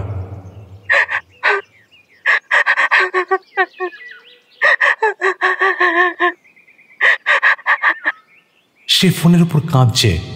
প্রায় মিনিট খানিক চুপ করে কথা শোনার পর বিক্রম বলল, আপনি একদম ভয় পাবেন না। আজকের পর থেকে আপনাকে আর কেউ কিছু বলার সাহস পাবে না। এটা বিক্রম সান্যালের প্রমিস। আলো ফোন রেখে দিল। রাগে বিক্রমের চোখ দুটো রীতিমতো লাল হয়ে গেছে। বিন্দু বিন্দু ঘাম জমেছে কপালে। বিছানা ছেড়ে উঠে চট করে তৈরি হয়ে নিল। সকাল থেকে বিক্রমের মুড বেশ সিরিয়াস। থানায় এসে প্রথমে চন্দনকে প্রায় ঘন্টা 1.5 ধরে ইন্টারোগেট করল। কিছু গুরুত্বপূর্ণ ইনফরমেশনও পেল। তারপর বিক্রম ফোন করল উকিল ইন্দ্রনাথকে। 30 সেকেন্ড মতো কথা বলে নিজের নোট বইয়ে 1 লাইন লিখে ফেলল। কনস্টেবল আশুতোষের ছেলের আজ স্কুলের পরীক্ষার প্রথম দিন, তাই সে আসবে দেরি করে। ছেলেকে পরীক্ষার হলে ঢুকিয়ে বাবার দায়িত্ব পালন করবে। গম্ভীর হলেও একটা কামনেস কাজ করছে বিক্রমের ভেতরে। আর সেটার মানে হলো ও জালটা প্রায় গুটিয়ে এনেছে। গভীর জলের মাছ বাগে চলে এসেছে। এখন শুধু সঠিক সময়ের অপেক্ষা। আর কিছু শেষ তথ্য প্রমাণ হাতে আসা বাকি। একটু বেলা করেই বিক্রম আবার বেরোলো নিজের এনফিল্ডটা নিয়ে। ততক্ষণে আশুতোষবাবু চলে এসেছেন। ছেলেকে পরীক্ষার হলে ঢোকাতে গিয়ে স্টুডেন্টদের বাবা মায়ের কীর্তি নিয়ে পিএনপিসি করতে শুরু করেছিল সবে, কিন্তু বিক্রমের থেকে কোনো রেসপন্স না পাওয়ায় চেপে যেতে বাধ্য হলেন। শুধু একটা প্রশ্ন করলেন আশুতোষবাবু। স্যার, চন্দনের থেকে কিছু বার করতে পারলেন? আলবাত, ওই তো আসল চরিত্র। ওর বাড়ির লোক আসলে বলবেন কাল ওকে কোর্টে তোলা হবে, তার আগে যেন অহেতুক থানায় এসে ঝামেলা না করে। এই বলে বিক্রম বেরিয়ে গেল। প্রথমে গেল একটা ফাস্টফুডের দোকানে। ছোট কিন্তু সেল প্রচুর। দুটো রান্নার লোক, ম্যানেজার আর একজন ডেলিভারি বয়। অবশ্য সকালে তেমন চাপ থাকে না বলে ডেলিভারি বয় আসে সন্ধেবেলা, আর রাত 11টা অবধি তার ডিউটি। অনলাইন অফলাইন সব রকম অর্ডারের ব্যবস্থাই আছে। দোকানের ম্যানেজারের সঙ্গে কথা বলার পর সে পৌঁছালো এক মেডিকেল সেন্টারে। এই চত্বরের সব থেকে বড় স্টোর। কাজ ছেড়ে থানায় ফেরার আগে বিক্রম গেল ঝর্ণা দেবীর বাড়ি। সেখান থেকে ফিরতে প্রায় বিকেল হয়ে গেল। থানায় এসে আশুতোষবাবুকে বলল, একটা কড়া দেখে দুধ চা বলুন তো, আর বলবেন মাটির ভাড়া দিতে। আচ্ছা স্যার, মানে খুনি কে সেটা তো বুঝে গেছেন মনে হচ্ছে, একটু কৌতূহল হচ্ছে আর কি। সব কৌতূহল মিটে যাবে কিছুক্ষণ বাদে। আজই রহস্যের জবনিকা পতন হবে। ওয়েট অ্যান্ড ওয়াচ আশুতোষবাবু, উকিলকে ডেকে পাঠিয়েছি সন্ধেবেলায়। সন্ধ্যা 6:30 নাগাদ ইন্দ্রনাথবাবু উপস্থিত হলেন থানায়। বিক্রম আশুতোষবাবুকে বলল চন্দনকে নিয়ে আসতে। মিস্টার সান্যাল, চন্দন ধরা পড়েছে? কাল রাতে। কিন্তু ঝর্ণার মৃত্যুর সাথে ও কিভাবে জড়িত? ও তো সেদিন প্লেস অফ অকারেন্সে ছিলই না। ইন্দ্রনাথ বাবু, একটু ধৈর্য ধরুন। আজ প্রশ্নও আমি করব আর জবাবও আমিই দেব। আপনি শুধু বলবেন সেটা ঠিক না ভুল। উকিল একটু দমে গিয়ে চুপ করে গেলেন। আশুতোষবাবু চন্দনকে নিয়ে এসে উকিলের পাশের চেয়ারে বসালো। চন্দন উকিলকে দেখতে পেয়ে কিছুটা অবাক হলো। এই সময় উকিলের উপস্থিতি সে আশা করেনি। তবে অবাক ভাবটা কেটে যাওয়া মাত্র তার মুখ এক প্রবল বিতৃষ্ণাতে ভরে গেল। তার মুখ দেখে মনে হলো উকিলের প্রতি বহুদিনের জমানো রাগ তার চোখ মুখ দিয়ে ঠিকরে বেরোচ্ছে। উকিলের অভিব্যক্তির কোনো পরিবর্তন হলো না। সে একবার চন্দনকে দেখে টেবিলের ওপরে রাখা পেপার ওয়েটটা নিয়ে টাইম পাস করতে ব্যস্ত হয়ে গেল। টেবিলের চারপাশে সব মিলিয়ে 5টা চেয়ার রাখা, মানুষ 4 জন, আর চেয়ার 5টা দেখে আশুতোষবাবু একটা চেয়ার সরিয়ে রাখতে যাচ্ছিলেন। বিক্রম বাধা দিল। আরে আশুতোষবাবু, যেখানে যা আছে থাকতে দিন, কোনো কিছু সরানোর প্রয়োজন নেই। এবার বিক্রম কথা বলা শুরু করলো। মিস্টার চৌধুরী, আপনার সাথে ঝর্ণা দেবীর তো কোনো রকম মানসিক সম্পর্ক ছিল না, শুধু ছিল দেওয়া নেওয়ার একটা এগ্রিমেন্ট, তাই তো? না, প্রথম দিকে সেরকম ছিল না। ঝর্ণার আমার একটা সুন্দর সম্পর্কই ছিল, কিন্তু আস্তে আস্তে সেটা খারাপ হয়ে যায়। আমি এখনকার কথাই বলছি। আপনি যে কারণে ঝর্ণার চন্দ্রনের ডিভোর্স করিয়েছিলেন, তাতে ঝর্ণা দেবী কিছু আর্থিক উপকার হলেও ওনার জীবনের অন্য কোনো পরিবর্তন হয়নি। আপনি বিয়ে করে সংসার জীবনের যে স্বাদ উপভোগ করতে পারেননি, সেই স্বাদ আপনি মেটাতে চেয়েছিলেন ঝর্ণা দেবীকে দিয়ে, তাও আপনার এই বয়সে এসে। বিনিময় দিয়েছিলেন দিন গুজরান করার জন্য কিছু টাকা আর ওনার একমাত্র কাছের মানুষ, নিজের ভাইকে চিকিৎসা চালানোর রসদ। ব্যাস, মানসিকভাবে ঝর্ণা দেবী ছিলেন সেই আগের তিনিরেই। কারণ আপনি মদ খেলে আর মানুষ থাকতেন না, হয়ে যেতেন পশুর থেকে অধম। মারধর, মানসিক অত্যাচার কোনোটাই বাকি রাখেননি। আইনের চোখে আপনার এই অপরাধ যথেষ্ট ঘৃণ্য, একটা টিপিক্যাল ডোমেস্টিক ভায়োলেন্সের উদাহরণ। শুধু টাকার পেটে বিদ্যে থাকলেই ভদ্রলোক হওয়া যায় না। পর্দার ওপারে আপনি একজন অশিক্ষিত মূর্খ মানুষের থেকে 1000 গুণ নীচ আর সমাজের জন্য ক্ষতিকর একটা মানুষ। বিক্রম একটু থামল। ইন্দ্রনাথ মাথা নিচু করে বসে আছে, কোনো কথা বলার মতো অবস্থাতে সে নেই। বিক্রম একটা সিগারেট ধরালো, জানলার কাছে গিয়ে ধোঁয়া ছেড়ে আবার ফিরল ইন্দ্রনাথ বাবুর দিকে। ওর চোখ দুটো রাগে ফেটে পড়েছে। এখনো অবধি যা বললাম সেটা অর্ধেকটা বলা হলো। আপনি জানতেন ঝর্ণা দেবীর মৃত্যুর পর ওর ভাইয়ের দায়িত্ব আপনাকেই নিতে হবে। প্রথমত কিছুটা আমার কথাতে, আর কিছুটা সামাজিক চাপে। কারণ আপনার আশেপাশে সবাই জানে আপনার আর ঝর্ণা দেবীর সম্পর্ক। যখন আপনি সঞ্জয়ের দায়িত্ব নেওয়ার জন্য একবারই রাজি হয়ে গেছিলেন, তখন আমি সত্যিই ভেবেছিলাম আপনার মধ্যে অনুশোচনা কাজ করেছে। কিন্তু আমি কত বড় ভুল বুঝেছিলাম সেটা জানতে পারলাম আজ সকালে আলোর ফোনে। কিছু টাকা দিয়ে সঞ্জয়ের চিকিৎসার দায়িত্ব নিয়েছেন, তার বদলে তো আপনার কিছু চাই, তাই না? তাই কাল রাতে আলোকে ফোন করে কুপ্রস্তাব দিতে আপনার একবারও বাঁধল না। ভাবলেন যে ঝর্ণা দেবীর মতো টাকার লোভ দেখিয়ে আপনি আপনার স্বার্থ চরিতার্থ করবেন। ভুলে যাবেন না, কিছু মানুষ গরিব হলেও তাদের মেরুদণ্ডগুলো সোজা হয়।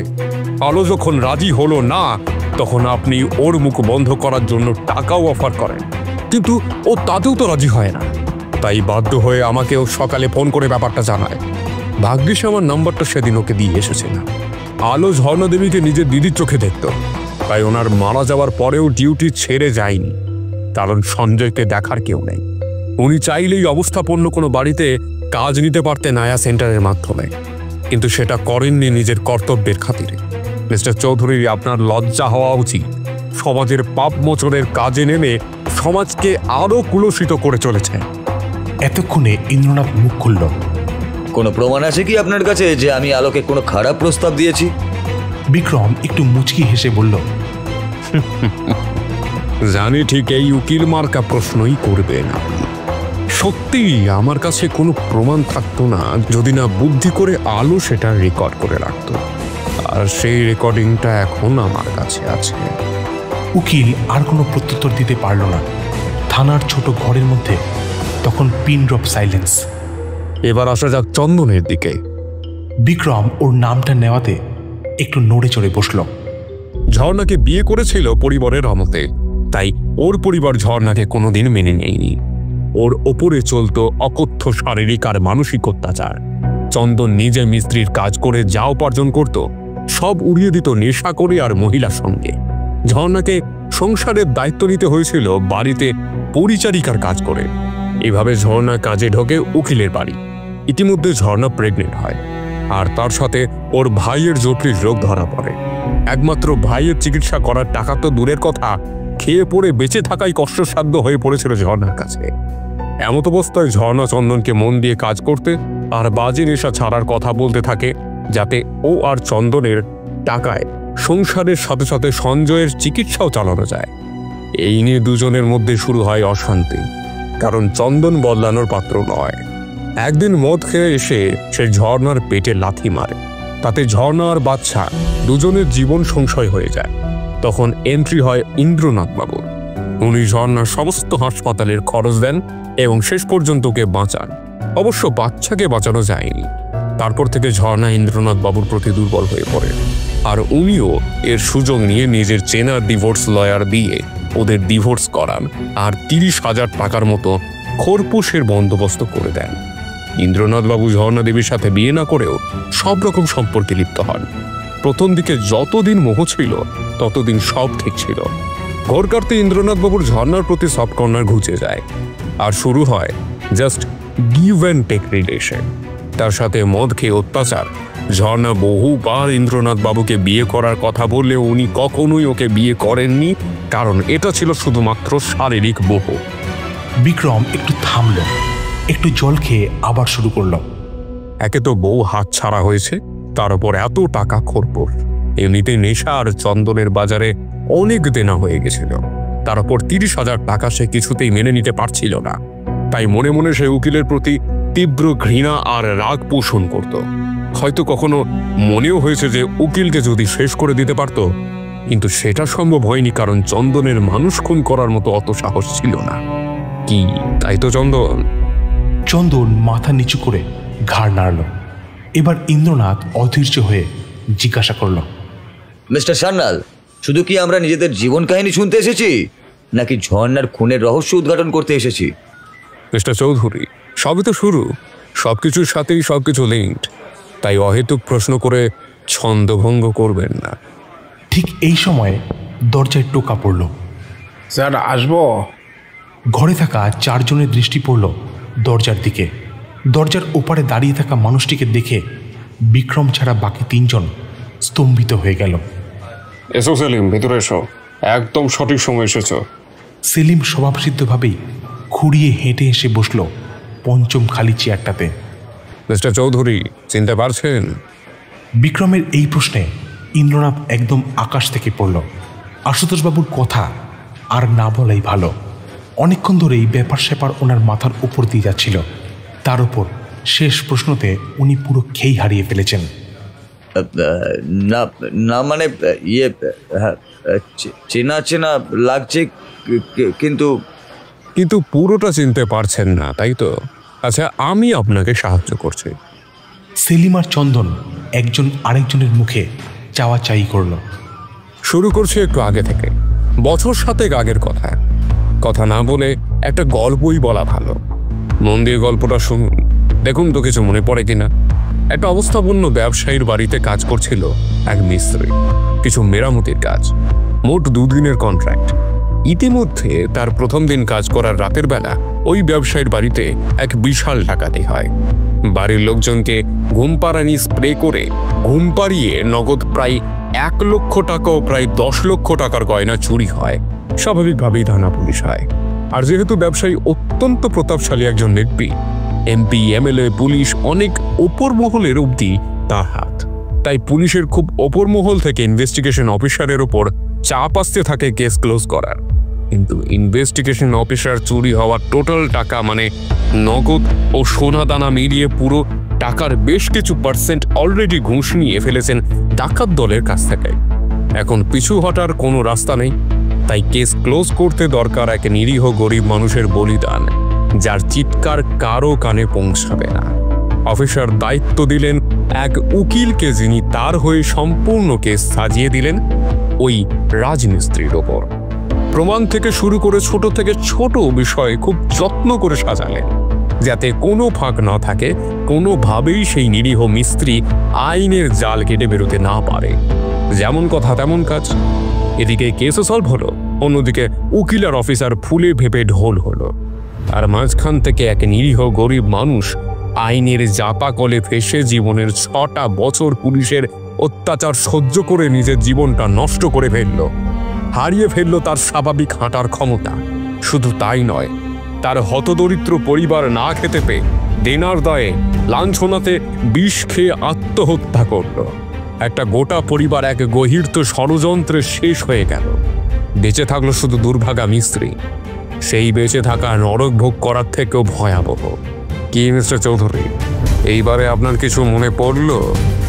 Rubbish, this case was closed. Already he was punished. ওর এগেনস্টে প্রচুর প্রমাণ ছিল। আপনি এখন এসে এইসব আজগুবি কাহিনী বলতে পারেন না। এর পরের ঘটনাটা এতটাই আনএক্সপেক্টেড ছিল যে সবাই হতবাক হয়ে গেল। সেলিমকে এতক্ষণ তেমন কেউ লক্ষ্যই করেনি। হঠাৎ তার হুঙ্কারে সবাই চমকে গেল। তার চোখ দুটো ক্রোধে লাল, সে যেন রাগে ফুঁসছে। এই শালা উকিল, আর একটা মিথ্যা বললে তোকে এখানে পুঁতে দিব। তোর অনেক ভাগ্য তুই এখনো প্রাণে বেঁচে আছিস। বিক্রম এই পরিস্থিতির মধ্যে মৃদু হেসে সেলিমকে বলল, তোমার কথাতে তো আসছি, তবে এটা থানা, এখানে পুলিশের কথা চলে, তাই শান্ত হয়ে বসো। ইন্দ্রনাথ এখনো শকে আছে। দেখলে বুঝতে পারা যাচ্ছে সেলিমের কথাটা ওর এখনো পুরোপুরি হজম হয়নি। ভদ্রলোক টেবিলে রাখা বোতল থেকে ঢকঢক করে অনেকটা জল খেলেন। বিক্রম একটু থামল। ইন্দ্রনাথ ধাতস্থ হয়ে আবার বলতে শুরু করলো, সেলিমের ফাইল অনুযায়ী সেই অফিসারের নাম ছিল ইন্সপেক্টর পবন মাহাতো, আর উকিলের নাম ছিল মিস্টার ইন্দ্রনাথ চৌধুরী। ইন্দ্রনাথবাবুর জোরে জোরে নিঃশ্বাস নেবার শব্দ ছাড়া আর কোনোই শব্দ নেই। বিক্রম বলে চলল, আনফর্চুনেটলি বা ফর্চুনেটলি ইন্সপেক্টর মাহাতো বছরখানেক আগে মানসিক অবসাদজনিত কারণে সুইসাইড করেন, এবং তার সুইসাইড নোটে স্পষ্ট করে লেখা ছিল গোটা ঘটনাটা। সেখানে শুধু উকিলের নামটা লেখা নেই, কিন্তু সেটা লেখা আছে সেলিমের কেস ফাইলে। তাই সেই উকিল যে আপনি, তাতে কোনো সন্দেহ নাই মিস্টার চৌধুরী। ইন্দ্রনাথ নিজের হাতে মুখ ঢেকে বসেছিলেন। কোনো কথা বলার শক্তি ওনার নেই। এবারে আসে আমাদের আসল উদ্দেশ্য, ঝর্ণা দেবীর খুনের রহস্য উন্মোচনে। তবে তার আগে কিছু কথা আছে। ঝর্ণা দেবীর মৃত্যু যখন বিষক্রিয়াতে হয় বলে জানা যায়, তখন আমার মাথায় দুটো সম্ভাবনা আসে। এক, ইচ্ছাকৃতভাবে ঝর্ণা দেবীর খাবারে বিষ মেশানো হয়েছে, আর সেটা করেছেন মিস্টার চৌধুরী। চিচিয়ে বলল ইন্দ্রনাথ, না না না, আমি ওকে মারিনি, বিশ্বাস করুন। আহা, আমি কি বলেছি আপনি বিষ মিশিয়েছিলেন? আমি বলেছি সম্ভাবনার কথা। যখন দেখলাম যে খাবারে বিষ মেশানো ছিল, সেটা ছিল আপনার জন্য অর্ডার করা খাবার, আর আপনি সেটা আপনার বাড়ির পাশেই ছুঁড়ে ফেলে দেন, তখন আপনার ওপর থেকে সন্দেহটা কিছুটা হলেও সরে যায়, কারণ উকিল হয়ে এত কাঁচা কাজ করবেন না। কি বলছেন কি? মানে মানে আমার খাবারে বিষ মেশানো ছিল? চোখ প্রায় কপালে করে জিজ্ঞেস করলেন উকিল। হ্যাঁ মিস্টার চৌধুরী, আপনার খাবারই বিষ ছিল। সেই কারণেই ইঁদুরটা খাবারের পাশে মনে পড়েছিল, কারণ বিষটা ছিল হেভি ডোজের র্যাট কিল পয়জন।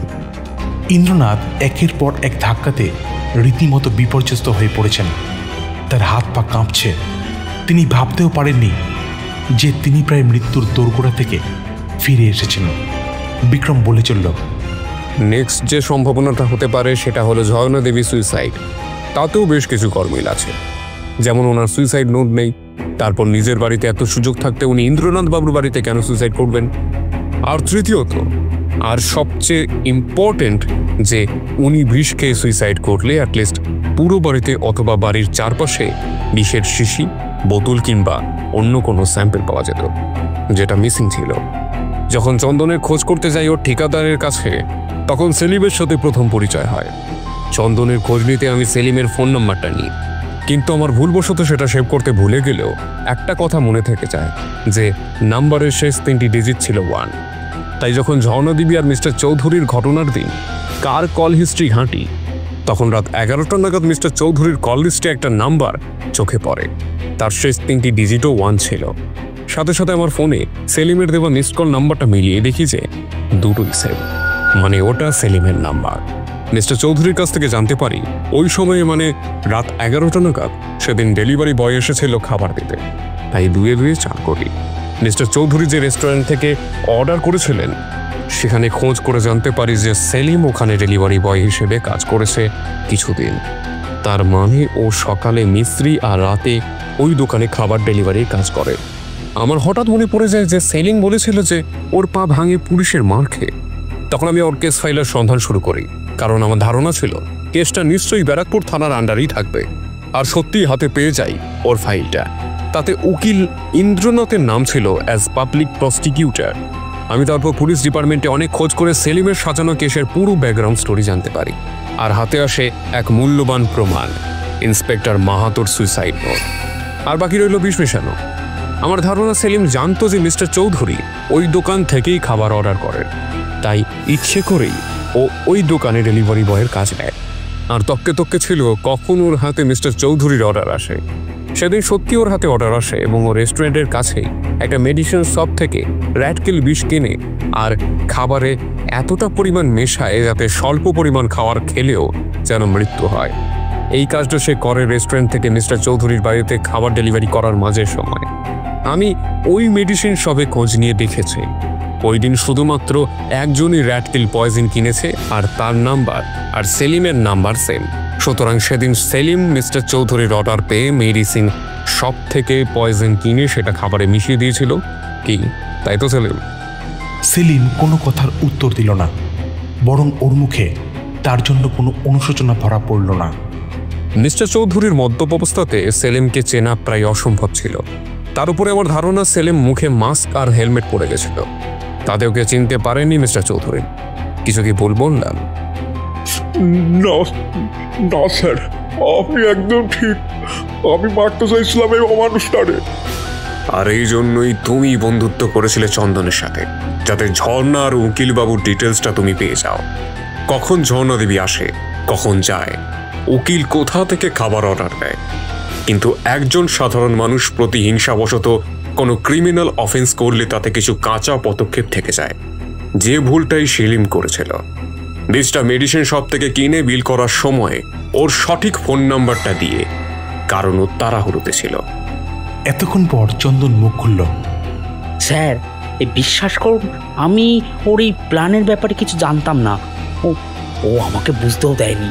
এমনকি উকিলের সাথে যে শত্রুতা আছে সেটাও আমি জানতাম না।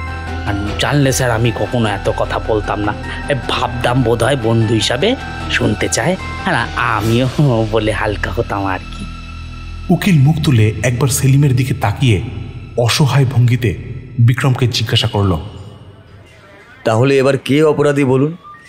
অপরাধ যে সেলিম করেছে তাতে কোনো সন্দেহ নাই, কিন্তু একজন সাধারণ মানুষকে যারা জোর করে অপরাধী করে তোলে তাদের অপরাধেরও কোনো ক্ষমা নেই। চন্দন প্রশ্ন করল। আর স্যার এই ঝর্ণা ওরে কে মারল? মিস্টার চৌধুরী যতই ঝর্ণার সাথে দুর্ব্যবহার করুন না কেন, স্বয়ং ঈশ্বর হয়তো ঝর্ণাকে ঋণী করে রেখেছিলেন ওনার কাছে কঠিন সময়ে ওর জীবন বাঁচানোর জন্য। তাই অজান্তেই সেই ঋণ ঝর্ণা শোধ করে দিয়ে যায় মিস্টার চৌধুরীর বিষ মেশানো খাবার খেয়ে। মিস্টার চৌধুরী অর্ডার করতেন ভালো মন্দ খাবার, কিন্তু ঝর্ণা দেবীকে তার কিছু ভাগ দিতেন না। হয়তো সেই কারণেই ওনাকে খাবার সার্ভ করার আগে ঝর্ণা খাবারের কিছু অংশ চেখে দেখেছিল। তার ফলেই প্রাণ হারাতে হলো ওকে। হয়তো সাংসারিক দুর্ভোগ থেকে ঈশ্বরই ওকে মুক্তি দিয়েছেন। চন্দনের চোখ থেকে টপ টপ করে জল পড়তে শুরু করেছে। আর মিস্টার চৌধুরী সেই যে কপালে হাত দিয়ে বসেছেন, সেই অবস্থার আর কোনো পরিবর্তন নেই। হঠাৎ ঘটে গেল এক মর্মান্তিক কাণ্ড। ক্ষিপ্র গতিতে সেলিম চেয়ার ছেড়ে উঠে কনস্টেবল আশুতোষবাবুর কিছু বোঝার আগেই ওর কোমরে বাঁধা হোস্টার থেকে ওর বন্দুকটা কেড়ে নিয়ে চোখের নিমেষে ইন্দ্রনাথের দিকে তাক করে ট্রিগার চেপে দিল। একটা গান শট, দুটো গান শট, তিনটে গান শট। কিছু বোঝার আগেই ইন্দ্রনাথ মাটিতে লুটিয়ে পড়লেন। তিনটে গুলি তার বুক আর মাথার ডান পাশটা ছিন্ন বিচ্ছিন্ন করে দিয়েছে। রক্তের নিরলস ধারা মেঝের ওপর দিয়ে প্রবাহিত হয়ে ক্রমশ বিক্রমের দিকেই যেন এগিয়ে আসছে। আকস্মিক ঘটনাতে বিক্রম সমেত সকলেই হতবাক। আশুতোষবাবু এতক্ষণে স্তম্ভিত ফিরে পেয়ে সেলিমের উপর ঝাঁপিয়ে পড়ে আগ্নেয়াস্ত্রটা কেড়ে নিয়ে তাকে মাটিতে ধরাশায়ী করলেন। সেলিমের মুখের ভাবটা এবার আস্তে আস্তে শক্ত, টান টান থেকে কোমল হয়ে এলো। মাটিতে পড়ে থাকা অবস্থাতেই কাঁদতে কাঁদতে নিজের দুটো হাত বিক্রমের দিকে বাড়িয়ে দিয়ে বলল, আমার এবার গ্রেফতার করুন স্যার, আমার এবার গ্রেফতার করুন স্যার। আগে বিনা অপরাধে জেল খেটেছি, এবার না হয় অপরাধ করি জেল খাটবো, অন্তত শান্তিতে পড়তে পারবো। আমাকে গ্রেফতার করুন স্যার, আমাকে গ্রেফতার করুন।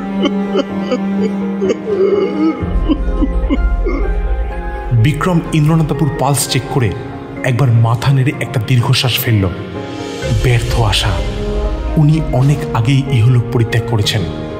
রক্তের ধারা বয়ে যাচ্ছে ইন্দ্রনাথের শরীর থেকে। মাটিতে নিথর দেহটা পড়ে আছে। হয়তো বেশ কিছু মানুষের আর্তনাদ ভেসে চলেছে সেই রক্তের স্রোতে। জগতের ঠিক ভুল ভালো মন্দ মাপার সঠিক কোনো দাঁড়িপাল্লা হয় না। সবকিছুই আপেক্ষিক, পরিস্থিতি সাপেক্ষ। তবে অমোঘ বিধাতার বিধান থেকে এই মহাবিশ্বের কোনো প্রাণী মুক্ত নয়। তাই বিধির বিধান খণ্ডন করার শক্তি কারোর কাছে নেই। ইন্দ্রনাথ, ঝর্ণা, সেলিম এরা হয়তো একই কর্মের বন্ধনে একে অপরের সাথে যুক্ত। সেলিম এখানে একজন শিখণ্ডী মাত্র।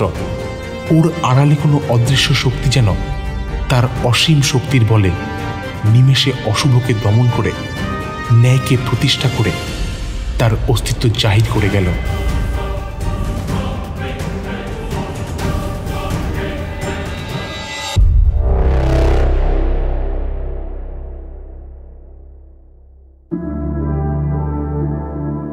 আপনারা শুনছিলেন দারোগার ডায়েরির নিবেদনে বিশেষ গল্প বিষাক্ত রাতের বিভীষিকা।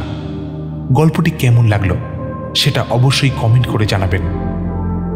গল্প লিখন সোমজিৎ, পর্ব পরিচালনায় দেবায়ন, গল্প পাঠ স্বর্ণাভ, দারোগা বিক্রম সান্যালের চরিত্রে রূপঙ্কর, কনস্টেবল আশুতোষ মণ্ডল প্রদীপ্ত, উকিল ইন্দ্রনাথ চৌধুরী বুবাই, পরিচারিকা ঝর্ণার চরিত্রে পায়েল, চন্দন আশিস, চন্দনের মা পায়েল, আলো পূজা, ডাক্তার হালদারের চরিত্রে আশিস, ফরেন্সিক ক্যামেরাম্যান সাহেব স্বর্ণাভ, সেলিমের চরিত্রে জয়দীপ, ফরেন্সিক বাগচি বোধিসত্ত্ব, দারোগা সমরেশের চরিত্রে স্বর্ণাভ, দারোগা বিক্রমের মা পায়েল, ইনফর্মার রাজু দেবায়ন। গল্পটা ভালো লাগলে অবশ্যই লাইক করবেন আর আপনাদের মূল্যবান মন্তব্য অবশ্যই কমেন্ট করে জানাবেন। আর হ্যাঁ, দারোগার ডায়েরি চ্যানেলটাকে সাবস্ক্রাইব করতে অবশ্যই ভুলবেন না। ধন্যবাদ।